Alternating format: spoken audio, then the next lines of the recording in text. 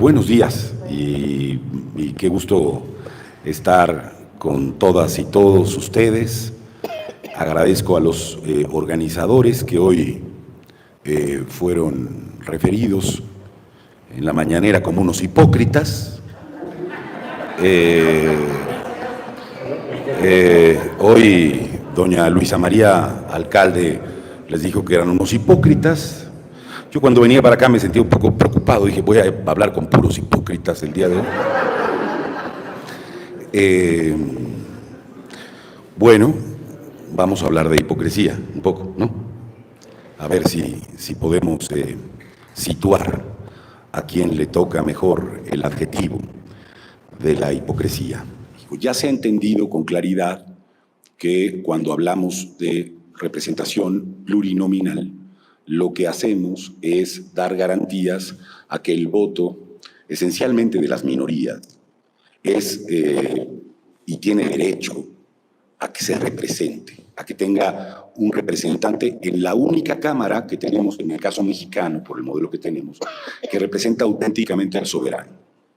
México, la Cámara de Diputados y Diputadas, representa al soberano porque la otra cámara que tenemos, la del Senado, representa el pacto entre estados.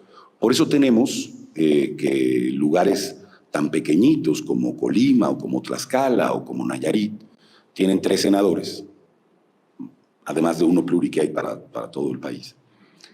Y el Estado de México tiene 3 senadores, o la Ciudad de México, ¿no? Porque ahí no hay una representación con relación a la proporción de personas que viven en un determinado territorio, sino lo que ahí, digamos, se vota es el pacto por el cual nos llamamos Estados Unidos mexicanos.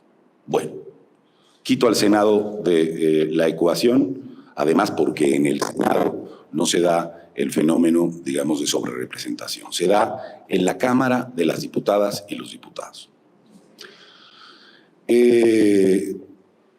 Este país inició un régimen en algún momento de su historia. Hay un debate académico sobre cuándo inicia lo que se llama el régimen de la transición, cuándo inicia la transición, cuándo termina la transición, cuándo, como algunos decimos, se dinamita la transición, o ese periodo.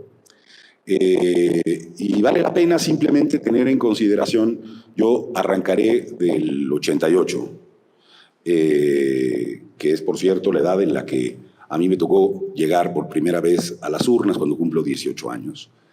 Y en el 88, cuando viene este momento de irrupción de Cuauhtémoc Cárdenas, como un desprendimiento del Partido Revolucionario Institucional, con la suma, adicionalmente, de partidos que eran, en realidad, de partidos decorativos, aunque algunos, como era mi caso, estábamos cerca, entonces, de los partidos, de algunos de esos partidos satélite, surge un fenómeno muy interesante, que es el Frente Democrático Nacional.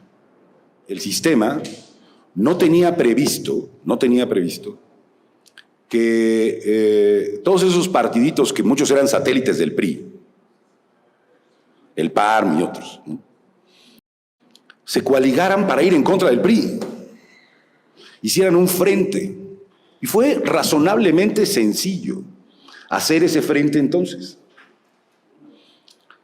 Entonces, en ese primer gran historia que ustedes conocen, cuando empiezan a ocurrir fenómenos tan interesantes como que en la Cámara de Diputados alguien se levantara, como fue el Chale, a gritarle al presidente de la República y esto apareciera en televisión, aquello era fascinante.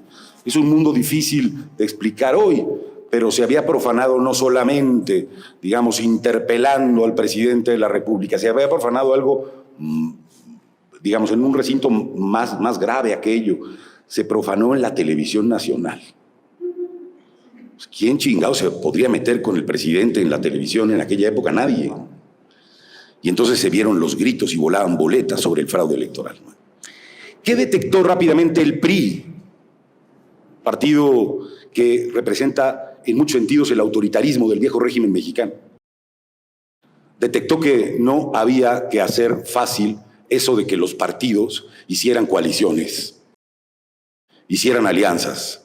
Había que dificultar todo lo posible hacer alianzas porque se podían juntar los chiquitos y ganarle al grande, que era entonces un partido, como bien decía José Antonio, partido hegemónico de Estado. ¿Qué son los partidos hegemónicos? Cuando hay un partido hegemónico, el sistema es no competitivo, no hay competencia política. Y los otros partidos existen ahí como una forma de legitimación de este partido. Hay que reflexionar si estamos ahí hoy, otra vez, de regreso. Esto hay que reflexionar. Lo dejo como un apunte. Bueno, sigo con la historia rápida y digo, el PRI se da cuenta de aquello y dice, vamos a intentar que no haya fácil coaliciones. Por eso nunca en México se acepta la segunda vuelta, porque el principal opositor a la segunda vuelta fue el Partido Revolucionario Institucional, porque se podían juntar y ganarme. Bueno, vienen un conjunto de reformas, pero ya les digo que las coaliciones quedaron ahí. Como muchos saben, hubo un conjunto de luchas, nace el IFE en 1990, el IFE, hasta donde yo recuerdo, y va a ser hasta 1997, con la reforma de 96, que el IFE se vuelve un organismo autónomo, constitucionalmente autónomo, se va a la Secretaría de Gobernación, etc. En aquella reforma, como se ha explicado mucho, esa es la última reforma al artículo que hoy discutimos, que es el artículo 54 de la Constitución. ¿Y qué puso esa reforma? Acuérdense que había una preocupación porque se hicieran coaliciones, incluso en esa reforma. Bueno, lo que hace esta reforma es darle un tratamiento, entonces, en la ley, del mismo tipo a los partidos que a las coaliciones o a las alianzas. Unas alianzas que eran muy difíciles de formularse y de lograrse. ¿Cómo era nuestra boleta? Aquí hay gentes de distintas edades, sobre todo gentes que recordará la boleta desde el 97 hasta el 2006. Cuando uno recibía la boleta, en el recuadro de la boleta, encontraba, cuando había una alianza, pues en chiquito, los partidos políticos que formaban esa alianza, es decir, en el recuadro, tú podías ver, en realidad, creo que era coalición, la del PRD entonces era PRD, Convergencia entonces y PT, ¿no? En la elección de 2006, vamos a poner, ¿no? Y tenías, y en la de Fox era el Verde y el PAN. Creo que Fox salía hasta con una B, ¿no? Había un pleitazo de cómo podía aparecer Fox en la boleta y no, tal. ¿Se acuerdan? Así era el recuadro. Bueno, pero la vida siguió y vinieron otras reformas, algunas luchando para que las coaliciones no fuesen tan difíciles de formularse, para que hubiera coaliciones más sencillas de llevarse a cabo. Y entonces en el 2007, se reforma la Constitución y se hace la ley en el 2008, que es cuando a mí me toca llegar a ser consejero electoral, por cierto. Y lo que ocurre es que decimos, esta boleta que están viendo aquí, ya no va a tener los emblemas pegaditos de cada partido en un solo recuadro. Los vamos a dividir. Y había muy buenas razones para dividirlos. Y vamos a hacer un sistema de coaliciones que tenga 2 o 3 tipos, la total, la parcial, etc. Entonces, lo que cambia de esa boleta de donde nosotros sufragamos es que a partir del 2009, que es la primera elección con esta boleta, 2009, tú marcas el recuadro que tú quieras, ¿de acuerdo?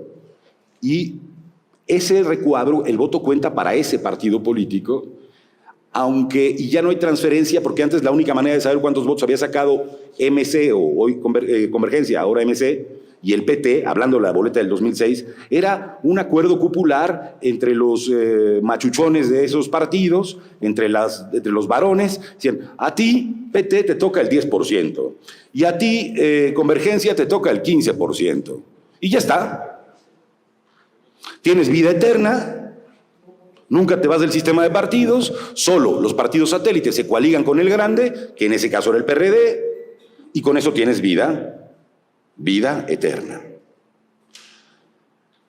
Y eso además te da prerrogativas de partidos políticos, te da lugar en la Cámara, te da dinero, en fin, te da muchas cosas.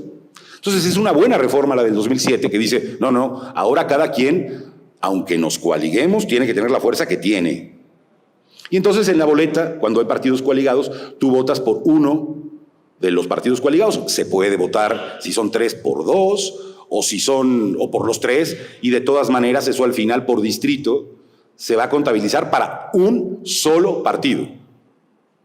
Para un solo partido. Bueno, y dejamos colgado el 54 de la Constitución sin hacer una modificación o un cambio.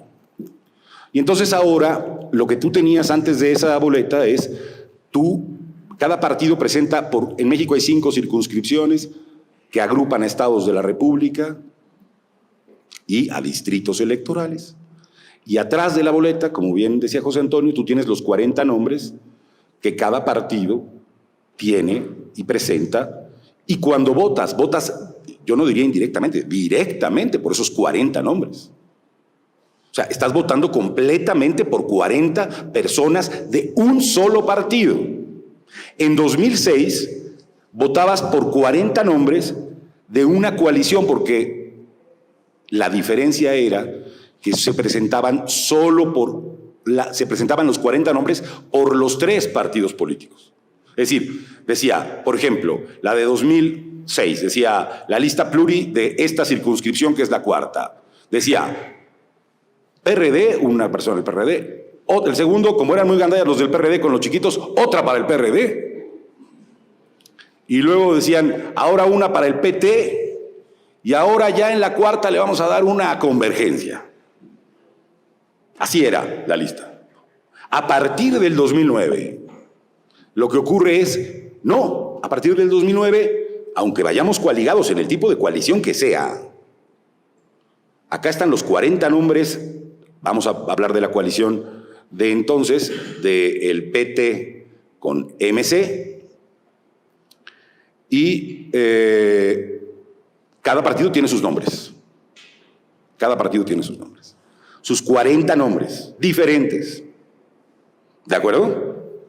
Ok, esta es la historia, y una de las primeras cosas que hay que aclararle a la secretaria de Gobernación, que hoy dijo en la mañana, además de la hipocresía y todo aquello, que ustedes son hipócritas, me refiero no a ustedes, sino a los que organizaron esto, que ustedes son hipócritas porque desde el 2009 son beneficiarios de esto, de este modelo de aplicación. Bueno, está difícil, sí, ahí el PAN. Pues el PAN no iba coaligado en el 2009, ni en el 2012. Ni hay documentado, ni en la elección de 2009, ni en la de 2012, que se haya intentado un fraude en esta dirección.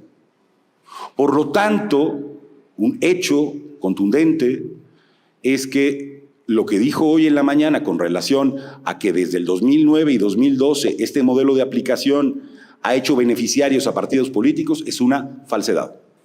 Es la primera afirmación que yo tendría que hacerlo. En el 2015 es la primera vez que vemos dónde se hace la trampa. ¿Dónde se hace la trampa? ¿Qué es esto de la sobrerepresentación? ¿Qué es lo siguiente? La gente dice, entonces la trampa está en la lista de los 40 pluris. No, ahí no está la trampa. La trampa es la siguiente. Voy a tratar de explicarla muy rápido y muy sencillo. Nosotros 3 estamos coaligados, yo soy el partido mayoritario, y lo que necesito, porque lo primero que va a hacer la autoridad cuando haya un resultado, es decir, cuántos diputados uninominales de los 300 he ganado yo, es decirle a José Antonio, escóndame a unos 40, y a Denise, tú escóndame unos 30. Porque cuando la autoridad electoral llegue a hacer la contabilización de cuáles son los triunfos de Alfredo, va a encontrar que en realidad nomás son 100. Y aspiro a tener muchos más pluris porque no me voy a sobrerepresentar. porque traigo escondidos a otros en los partidos satélites que me acompañan. Perdón por llamarles así a Denise y a José Antonio ahorita, pero la idea es simplemente que en el convenio de coalición que suscribimos, digo, fíjense lo que dijeron o han dicho en otras ocasiones, aunque yo sea presidente de Morena o coordinador parlamentario, fuera a ser coordinador parlamentario, yo en realidad soy del PT. ¿Qué creen? Yo soy del PT. Oiga, no, pero si usted es de Morena, ¿no? No, ¿qué creen? Yo soy del PT. ¿Cómo? Pues porque así lo puse en mi convenio. La trampa, el intento de hacer trampa, no lo originó Morena. Eso también es falso. Lo originó el PRI y lo originó el Verde. Esos son los dos partidos que descubrieron este fenómeno. Y descubrieron la manera de hacer esta trampa. Claro, fue una trampa de 4 o 5, ¿no? Legisladores. Pero una consejera documentó esto. Su nombre es Pamela San Martín. Ya era consejera electoral y dijo, no señores, así no puede hacerse. Y fíjense qué chistoso, a propósito de la hipocresía, otra vez es el eje de la hipocresía de esta reunión. El representante del PRD, que era Pablo Gómez Álvarez, presentó una denuncia contra este fraude a la Constitución y a la ley. Y el representante del partido emergente, que había nacido Morena en 2015, era Horacio Duarte, presentó una arenga y una denuncia contra esto ante el Tribunal Electoral del Poder Judicial de la Federación. 2015, Pablo Gómez, creo que también el PAN, pero déjame recordar a Pablo, que hoy me regresaré a Pablo, y Horacio arengaron contra esta fraude a la Constitución. Claro, la autoridad electoral, Pamela perdió la votación en el Consejo General y el Tribunal Electoral del Poder Judicial de la Federación dijo, no, ahí no hay ningún problema. Claro que había correas de transmisión. Esos poquitos votos, diputados que había ganado el PRI y el Verde, le permitían mayoría simple al Verde y al PRD, al Verde y al PRI en la Cámara de Diputados.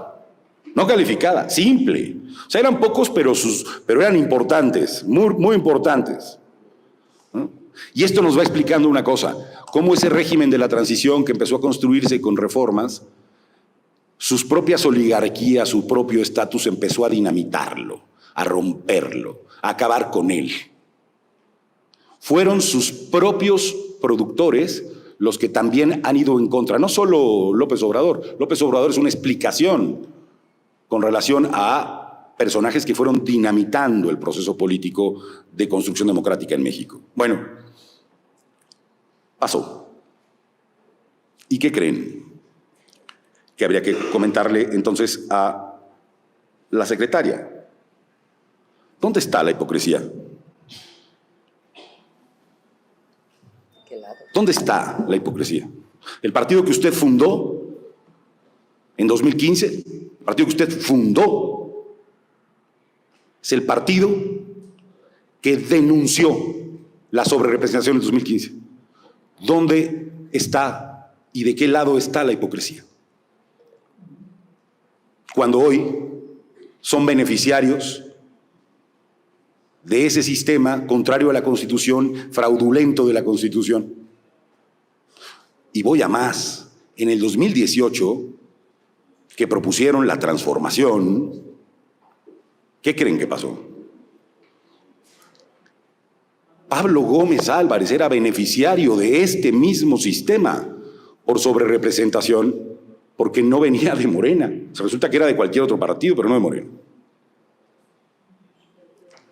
Y vuelvo a preguntar, ¿dónde está la hipocresía?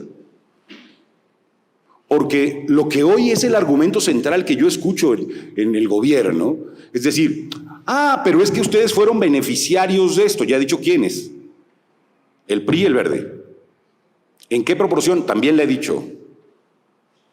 Pero parece que decir, como dicen en un montón de argumentos, pero ¿por qué nos critican a nosotros si ustedes también lo hicieron? Algo tendríamos que reflexionar con eso, ¿no? Oigan, ustedes llegaron al poder diciendo que era la transformación. Tienen que tener, cambien la palabra. Pónganle continuidad. Pónganle continuidad. Esta es la cuarta continuidad de México. Porque con la palabra transformación tienen problemas. Porque lo que hacen es comportarse de manera similar al régimen que vinieron a plantear que modificarían.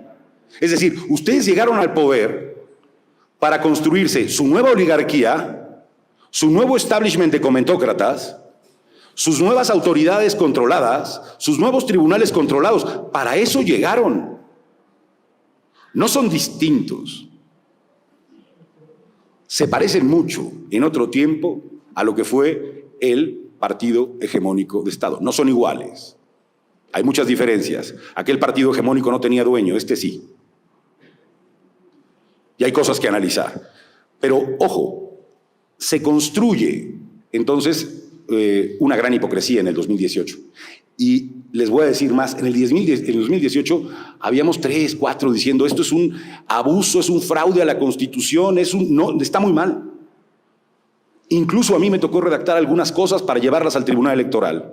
Y el IFE, el INE, entonces ya, dijo, se queda como está, es el modo de aplicación. Sí, ese INE, pero como diría el clásico, lástima Margarito, porque debiste haber impugnado esto en el 2000, cuando se hizo el acuerdo de asignación, que fue el diciembre de 2017. Y le ordenó al INE, revisa todo esto. A propósito de que dicen que siempre ha sido todo igual, no es cierto. Ni siquiera es todo igual del 2009 para acá, Han habido un montón de cosas. Y el tribunal dijo, revisen esto. En fin, en el 2021 el INE lo revisó y le hizo una modificación al acuerdo y dijo, no importa lo que diga el convenio, si es militante, se pasa al partido del que es militante. Propusieron otras cosas que no sucedieron. En el 2021 no hay un fenómeno de sobrerepresentación en México.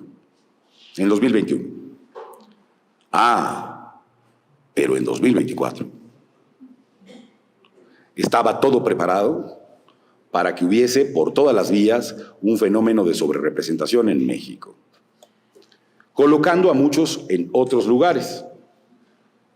Bueno, en el 2023, me parece que el 7 de diciembre de 2023, se aprobó el acuerdo de asignación que se va a aplicar a más tardar el 24 de agosto de este año.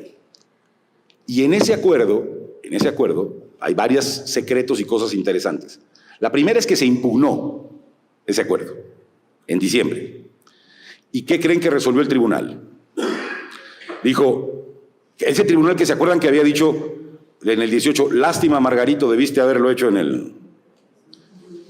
dice en el 2023, lástima Margarito, no puedes impugnarlo ahorita porque es un hecho futuro de realización incierta y ahora lo vas a tener que impugnar cuando se aplique.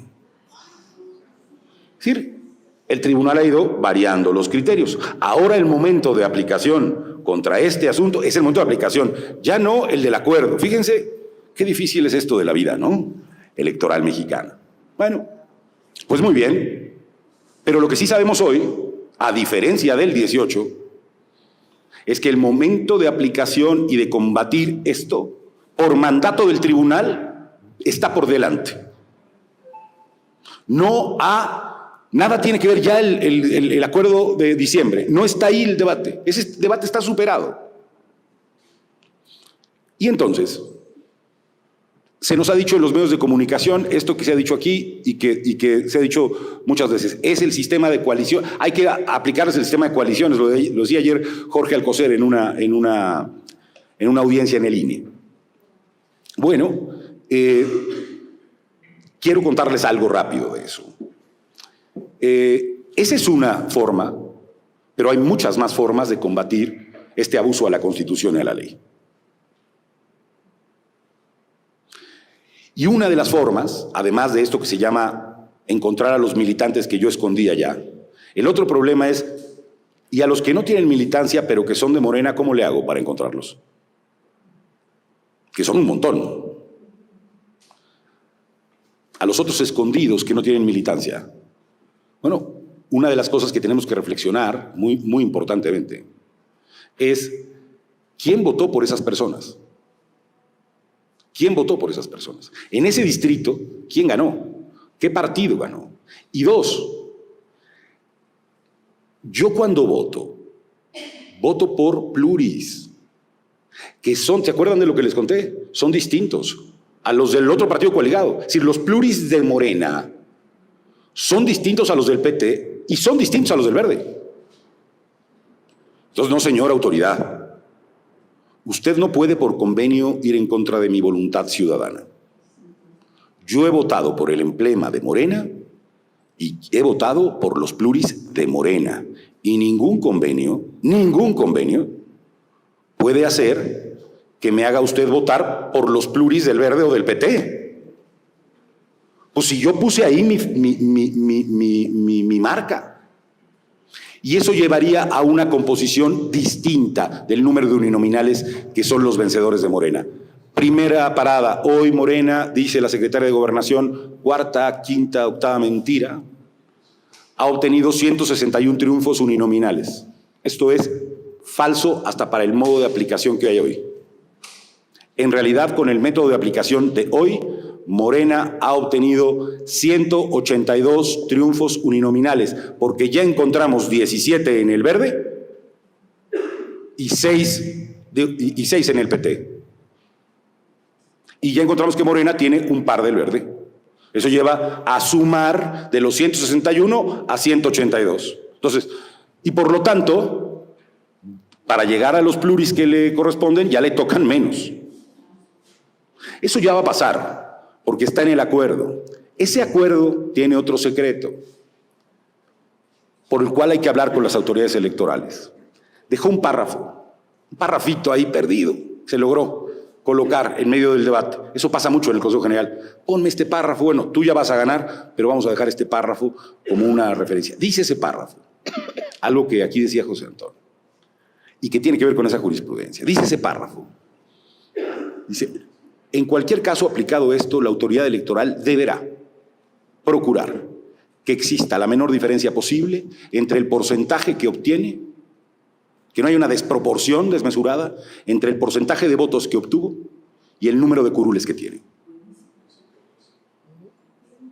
Señora y señores consejeros del Instituto Nacional Electoral, respetuosamente, tienen que explicarnos cómo van a aplicar este párrafo. Tienen que decirnos cómo van a explicar este párrafo. Porque las vías para ayudar a que se dé la auténtica representación proporcional no son solo las de regresar al modelo de 96 a 2006, de 97 a 2006. Hay otras vías para armonizar lo más importante. Lo más importante no es que Morena tenga menos. Lo más importante es que se represente auténticamente al pueblo de México. Este es el faro por el cual, a través del cual ir. Y el propio acuerdo del Instituto Nacional Electoral del 7 de diciembre de 2023 dejó ese párrafo que, por cierto, negoció entonces Ciro Murayama para que apareciera ahí. Bueno, hay herramientas en el instrumento jurídico para que la autoridad explique cómo lo va a aplicar. Hay una autoridad, como es el tribunal, que ha dicho que hay un problema, que el problema no está resuelto, le pidió a la autoridad electoral que cambiara el acuerdo y hay hoy una desproporción enorme y un intento sistemático y fraudulento de violentar la Constitución y de violentar la ley. Bueno, estas son las noticias o en la historia que tiene que ver con esto resumida. Hay, por cierto, desde luego, un montón de detalles que omito, pero que nos permite más o menos, me parece, ver cuáles son las vías legales para ir en esta dirección. Quizá la manera más sencilla de decirlo es, oiga, toda la oposición en conjunto ha tenido el 41% de 41 punto y tantos de los votos de la ciudadanía. Y Morena y sus aliados han tenido el 54%. Hablo de la boleta de diputados. el 54 punto y tantos por ciento de los votos. 41 y 54.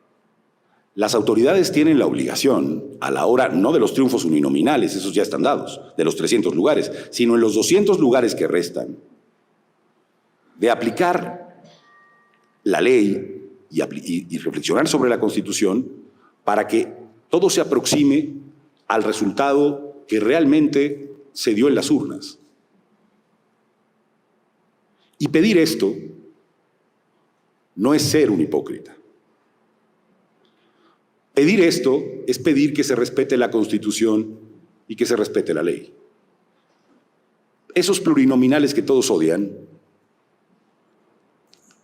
y que de los que se habla mal son la representación de las minorías. Y claro, para no decir partidos, decimos los pluris, pinches pluris. ¿Quién quiere un pluri? Todos votamos por los pluris. Y sin esos pluris, es probable que no estaríamos ni siquiera pudiendo platicar hoy, aquí. Seguiríamos en un régimen de un solo partido, sin la posibilidad de alternancia en México. Eso significa ese quiebre. Última. El plan está declarado. Lo que va a proponer López Obrador es algo, por cierto, que también quería proponer Peña y que también quiso proponer Calderón. Ojo, si la cosa es que no son muy diferentes. Quisieron desaparecer a los plurinominales. Y el plan que viene es que solo existan uninominales.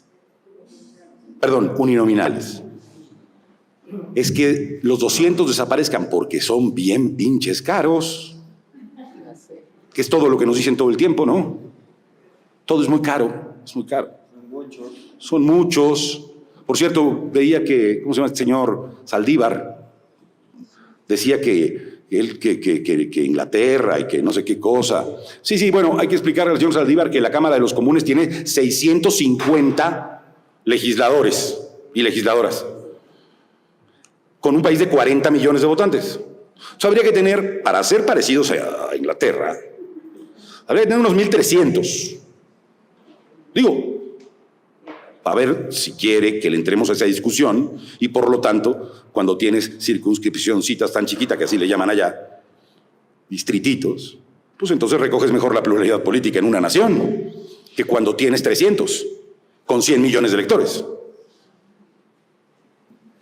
Así que el señor Saldívar hay que ir con los deberes hechos a ver a Ciro Gómez Leiva.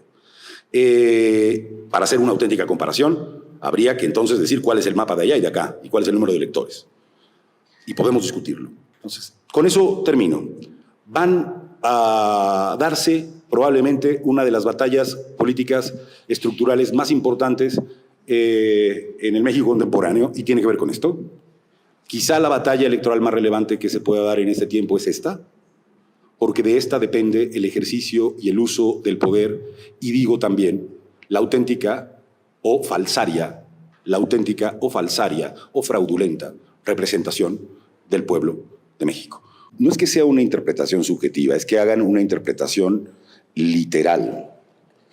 Es decir, de este modelo de aplicación que llevaría a Morena a tener más legisladores de los que realmente le corresponden, es algo que ya se aplicó. No dicen una mentira cuando dicen, esto se aplicó así en las otras elecciones.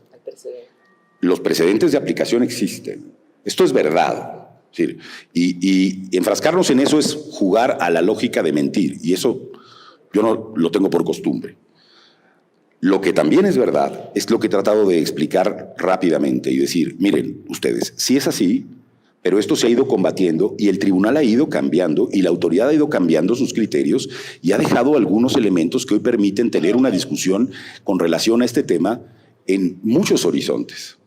Entonces, lo cierto es que el intento de fraude nunca ha sido tan grande como ahora, nunca ha sido tan evidente como ahora, y algo que no teníamos antes y que sí tenemos ahora es que desde el gobierno de la República se intentan adjudicar el único medio legítimo de interpretación de la Constitución, y ya no digamos del pueblo, ustedes no son pueblo. El pueblo son los que están a favor del presidente. Y desde las mañanas, 2 miércoles o 3 veces ya consecutivas, están diciendo cómo debe orquestarse la Cámara. Eso es, sin ninguna duda, una presión para 2 instituciones, para el Instituto Nacional Electoral y para el Tribunal Electoral del Poder Judicial de la Federación. ¿Qué es lo que se está violentando con una conducta de esta naturaleza? Adjudicándose, atribuyéndose responsabilidades que la Constitución y la ley no les otorgan. Entonces, ¿qué estamos viendo? Estamos viendo una campaña abierta, militante, para decir, yo no sé, hoy me preguntaba si Luisa María Alcalde actúa como secretaria de Gobernación o como la presidenta de Morena del futuro. El problema es que está en el espacio público y es una autoridad. Y que no nos vengan a decir que ellos tienen libertad de expresión y esa historia. Es una autoridad y tienen responsabilidades como autoridad y actúan con el tablado de la autoridad. Y por lo tanto ellos se encargan de resguardar los derechos, no de exigirlos para sí. Esa es su obligación. Entonces, yo creo que el debate está... No es que haya una interpretación subjetiva, para referirlo. Hay un modelo de aplicación que ha venido siendo defraudado, al que le han puesto cositas para que haya menos fraude. Hoy se intenta un fraude mayor. Bueno, hay que actuar en consecuencia de ese fraude mayor y la autoridad tiene esto. Digo un par de cosas más. Yo espero que dentro del Consejo General haya consejeras y consejeros valientes que honren su propio acuerdo, que revisen su propio acuerdo y que digan, nos dejamos este párrafo frente a un intento de esa naturaleza y es la hora de aplicar este párrafo en fases del acuerdo. Es la hora. Hacer una cosa contraria a eso sería abdicar a la responsabilidad que se les dio desde, adivinen dónde, desde la Cámara de Diputadas y Diputados, que los nombró a cada una y a cada uno de ellos por 2/3.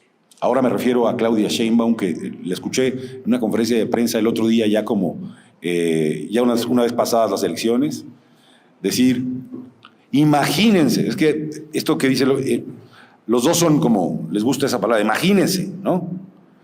Imagínense quién propuso a los magistrados de la Sala Superior, dice, imagínense, la Corte. Perdón, eso dice la Constitución que ocurra. Además es muy Imagínense que vamos a respetar la Constitución, imagínense. Y oye, doña Claudia, pues, ¿quién quiere que los proponga? Imagínense quién, o díganos, para que no nos estemos imaginando, díganos usted quién. ¿Usted? Ya está. ¿Usted? ¿O quién? Imagínense. Ya ven que me gustan las palabras que dicen los políticos y las políticas.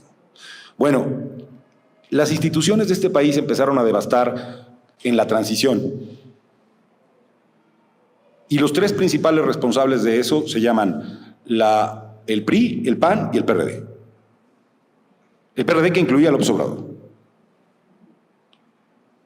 Ellos y ellas y nosotras y nosotros como ciudadanía somos los principales responsables que esta descomposición, que no arrancó con López Obrador, de la que López Obrador es una respuesta a eso, es una respuesta a ese fenómeno, ocurra. Y se han venido desgastando y le hemos entregado instituciones a personas que son correas de transmisión de alguno de las oligarquías de los partidos. Se volvió una cultura eso. Y luego aparecen buenas y buenos, eso siempre ocurre como diría el maestro Weber, por suerte, pero no es la práctica. ¿Cómo está el tribunal hoy? Está muy mal. ¿Cómo está el INE hoy? Muy mal. Voy a decir algo que no es lo mejor del mundo, pero quisimos hacer un IFE, cuando hicimos el INE, quisimos hacer un IFE en todas las entidades del país y por eso hicimos un instituto nacional. Y terminamos teniendo un OPLE a nivel nacional. Buscábamos darle las garantías a los estados para que tuvieran la misma calidad democrática y hoy tenemos la calidad democrática del Estado de México de antes de la reforma. con órganos controlados, etcétera. Solo creo que hay dos caminos. Ciertamente el jurídico que se va a llevar a cabo. ¿Quién está legitimado? Los partidos políticos. Son ellos quienes van a interponer esa denuncia. ¿Qué le toca a la ciudadanía? Ejercer el máximo de presión posible. ¿Qué le toca a la ciudadanía? Salir a las calles, explicar, comentar, ir en ese ejercicio. Es un esfuerzo largo. Puede que no tenga un resultado exitoso, puede que sí, pero sin un apoyo social no veo ninguna posibilidad de que haya una auténtica presión, porque la legitimidad ya no está en los partidos de oposición.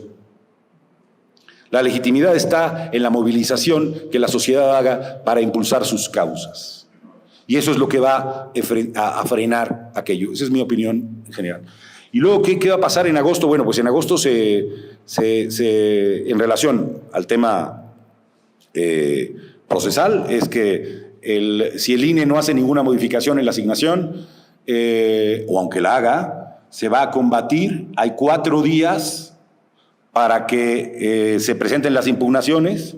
Supongamos que es el 18, pues los partidos irán inconformes hasta el 22, presentarán, bueno, hasta el 23, presentarán sus impugnaciones, y el tribunal tiene que resolver esto antes de que se conforme la Cámara. ¿Cuándo se conforma la Cámara? El 1 de septiembre. Parte de todo esto procesalmente es que todo se resuelve en prácticamente una semana. Por lo tanto, lo que se vayan a hacer, ya sé que han anunciado algunas cosas, tiene que ocurrir antes de esta. Lo primero que están haciendo, entiendo, es invitarnos a algunos que hemos estado en esa vida a mirándola o estudiándola, como José Antonio y yo, a platicar de qué es nuestra preocupación. Entonces, ese es el momento procesal. Ahora bien,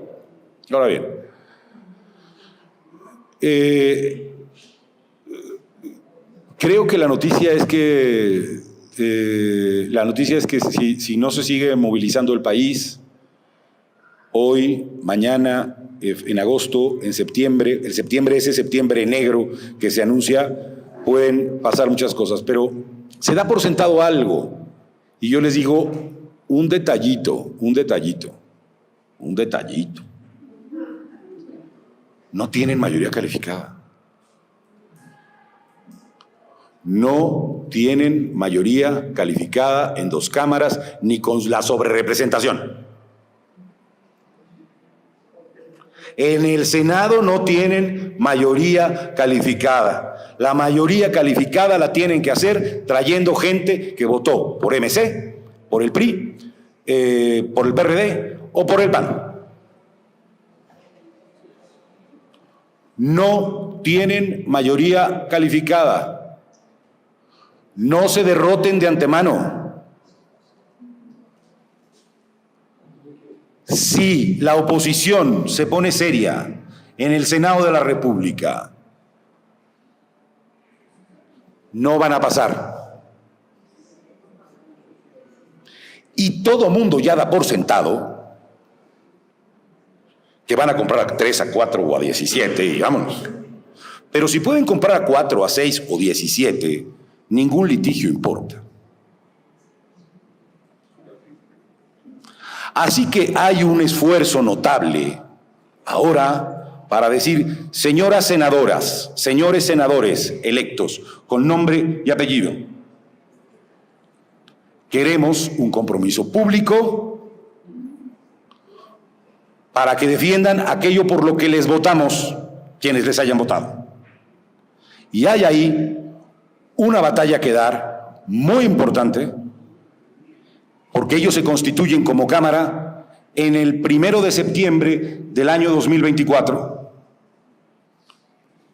Hay un detallito, señor presidente, no tiene 2/3 en el Senado, y si eso se mantiene con dignidad desde la oposición, no va a pasar ni esa ni ninguna de las reformas regresivas contra la democracia en México. Hay ahí una batalla fundamental que dar.